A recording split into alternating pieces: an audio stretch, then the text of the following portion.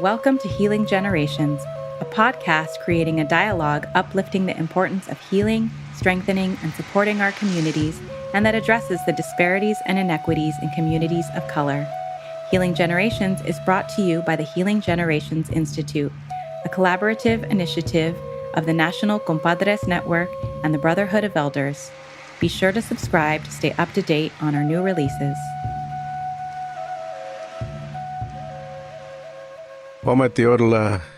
Blessings to everyone. This is Jerry Tello with the Healing Generations podcast, and come to you today. Great gratitude for you taking the time to listen and to be here with us today. As we do with all of our podcasts, we want to begin in a good way and just acknowledge the ancestors and acknowledge Creator and all the energy that is around us right now. So I want to invite you, as you begin listening today, just to ground yourself with me. Let's just take a deep breath and feel that beautiful wind spirit within us, that breath that when we came into this world, the ancestors rejoiced. And so we begin just in gratitude for another day of life, another day of breath, another day of opportunity. And as we do that, I want to acknowledge all of you, wherever you sit, wherever you're at today. Just take a moment to just acknowledge the place and where you're at, the original people there. I'm on the Tangva Gabrielino land. I want to acknowledge relatives there and make a commitment to continue living in a good way, to honoring them and to bring the spirit of those relatives here today. Invite you to do the same. Invite you to think about the community and the barrio neighborhood that you're in, and think about all the folks that live there, that attempt to live in a good way, to support themselves, their families, and to fulfill their sacred purpose that way. And as we take our next breath, we think about our own families, those that are blood-related and love-related, all those that are connected to us in some type of familial sense. We think about them and ask for blessings and prayers and healing for all those that are connected to us that way. And then as we take a moment just to take a slow, deep breath for ourselves and just release. This podcast today is really dedicated to remembering and refocusing and releasing and then reimagining. The 4 R's, 4 directions that way, right? And I come today in this way because in this world right now, it seems like a very stressful, difficult, challenging time. And in many of our communities, I know here in Los Angeles, there's a lot of fear, a lot of susto, a lot of anger, a lot of confusion that's going on right now. Not only here, but all across the world and many other places. And across the world, there are people that are struggling, that are dying, that are afraid for their lives and are wounded. And for many of us that are in the line of being involved in community, caring for people, helping people, advocating for those, our hearts are open. Our hearts are open and are feeling the very same fear, the very same susto, and some of us very angry and disillusioned because for me, I didn't think we would be here again, So I want to invite you just for a short while, just to maybe take this next 5 to 10 minutes just to reground ourselves, because what can happen when things change and things challenge us and that fear sets in, it can disconnect us from our sacredness. It can disconnect us from our true values and traditions. It can reconnect us to the wounds and to the memories and to the fears and to the realities of what we have seen go on in our communities, what we have experienced go on with our relatives, and what we know has gone on with our ancestors. So I wanted to take a few moments just to first of all, reground us. And I invite you just to take a moment to feel your body and feel your breath. And to let's take a deep breath, real slowly in, and hold it, and just release.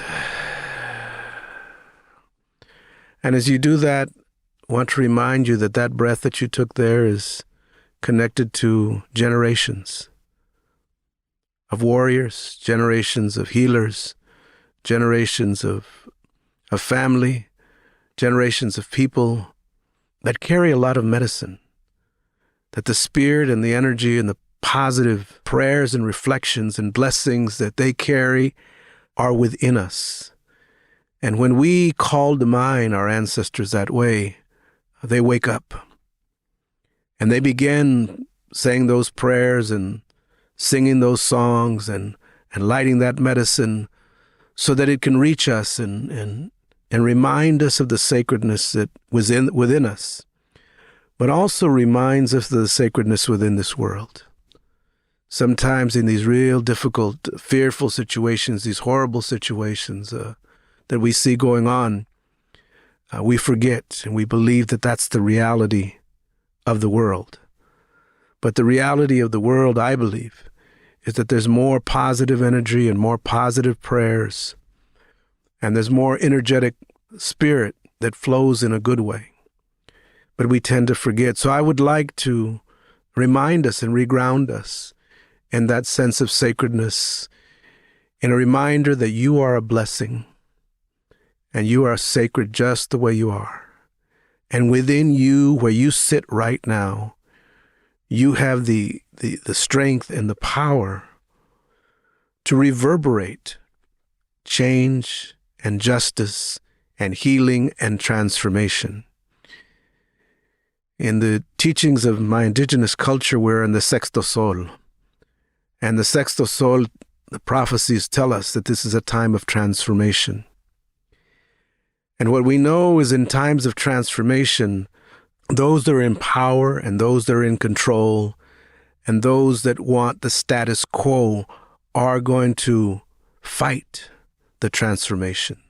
They don't want things to transform. They're not thinking about sense of peace and justice and equity and blessing. We must remember that many of our countries were founded on the thought of power and control and conquest and hierarchy. And so when we come in this way, when the universe and all our relations, including Mother Earth and Grandfather Sun and that beautiful wind spirit and the ocean and Grandmother Moon and the creepy crawlers and the two-leggeds and the four-leggeds and the wingeds and all of those, the splendor of the energy, let us recollect and reground ourselves in the energy of our universe, which is much greater and much more powerful and has much more splendor and more healing energy than anything that any human could provide.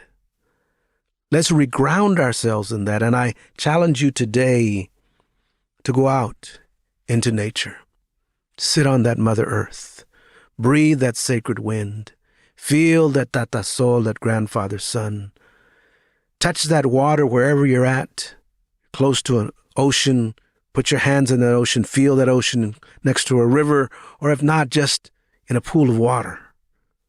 And feel the energy of that water and allow it to cleanse you and energetically connect with it. That sense of regrounding. And as we do that, then we ask for the blessings and the prayers and the energy and the spirit of all of our relations that way, so that we can stay grounded in the ancestral wisdom and the ancestral medicine that has been integrated in our very essence of who we are. Let's take a deep breath with that in mind. And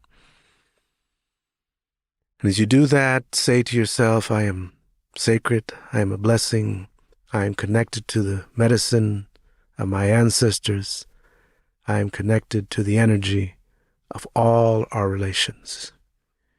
And as we do that, we remind ourselves now, then with that grounding, to refocus. to take a moment to refocus and move away from the reaction and the fear, really, to that transformation, to refocus on really what we hope this world to be about, which is about honoring all people. It's about acknowledging all our relations. It's about bringing blessings and sacredness to everything that we do. And it can be as simple as greeting other folks and acknowledging people. It can be as complex as reaching out to folks that we normally don't. It could be maybe as simple but also as difficult as calling someone, reaching out to folks that you know are going through things. Let's refocus our energy to that of that we have the power and we have the strength to transform our reality. Peace is something that takes place one piece at a time. What is your peace? So let's refocus on that energy. And if that means that you go out and march and you go out and protest and you go out and advocate and you're on that front line, then let's do it in a good way, a way of love, a way of transformation, a way of justice. If you're not in the front line and maybe in the second line, right? And that second line that supports the first line, that provides resources, that helps out, that we have people that we know that are afraid to come to work, and so we have provided some support for them because they're not working. If you're in that second line of providing support, then do that in a loving way. Do that in a good way. But you must line up. If it's not in the first line, the second line, maybe you're in that third line. And the third line really is about regrounding ourselves and reformulating. And it may be doing policy work and doing advocacy work from the policy standpoint or from the voting standpoint, or getting ready for us to really battle, if you will, in a good way. Battle for justice and battle for freedom and battle for equity that way. You may be in that third line where systemically you're going to challenge and systemically you're going to do things. And some of us are workers, some of us are therapists, some of us are advocates, some of us are system workers, some of us do this work. And so you're in that third line providing that, if you will, care and support from a systems or organizational level, and do that in a loving and a good way. But you may not be in those first three lines, you may be in the fourth line. And the fourth line is where many of our elders sit. And some of you may sit there too, in offering prayer, and offering ceremony, in offering good wishes, in offering good energy, and then offering healing. Because people in those first three lines may get wounded and may get re-injured and re-afraid by doing that work. So the question is, in your refocusing, what line do you stand in, right? And so that refocusing really is important as, we move forward, in reaffirming now, right? But it's a time before you reaffirm, sometimes we need to release. And I want to invite you to release. Release the burden, release the insecurity, release the fear, and release it, not that it doesn't exist, but that you don't have to carry it alone. You release it to the ancestors, you release it to Creator, and release it to, when you cleanse yourself, you release it to that water, or release it with sage, or with plants, or with whatever energy you're going to cleanse yourself, or maybe with a song. Just with a song, that energy just releases. I challenge you really and invite you really to take time every day just to release, right? To release the burden and release the insecurity, so that we can recommit, and that we recommit to that term of Inkloke Nawake, interconnected sacredness. That we have been here before, our ancestors have been here before, and we are being challenged once again. But we also recognize that we have generations of medicine that we must recommit to.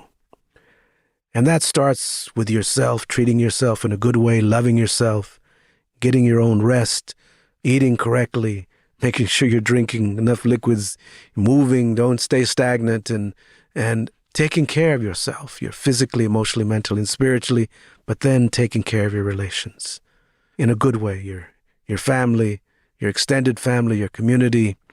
Let's, recommit that way to our own self-care, self-love that way. And with that, we then come full circle. We come full circle to that sense of Inkloke Nawaki, interconnected sacredness, and a sense of trusting that our ancestors in the universe, that there's a larger reason for all of this. That even though this is tough and difficult, and we really want to offer prayers for those families and those individuals that have been harmed and have been abducted, and the children and the family members that are left behind wondering, but also those people that are in detention centers and are in different places that are being abducted. We want to offer prayers for them. We want to offer healing and good energy for them, and ask the Creator and the ancestors and all the spirits to embrace them that way, to take care of our relations, that even those people that are in charge right now, that they will have a little compassion in their heart, that they will have a change of mind. And even though for some of us, like myself, I don't have much hope in that, I still will share prayers that way. That because I know the Creator is big.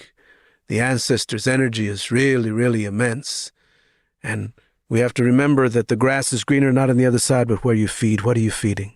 Let's feed the energy, the good prayers, the hope, the faith for each other. And if nothing else, love yourself.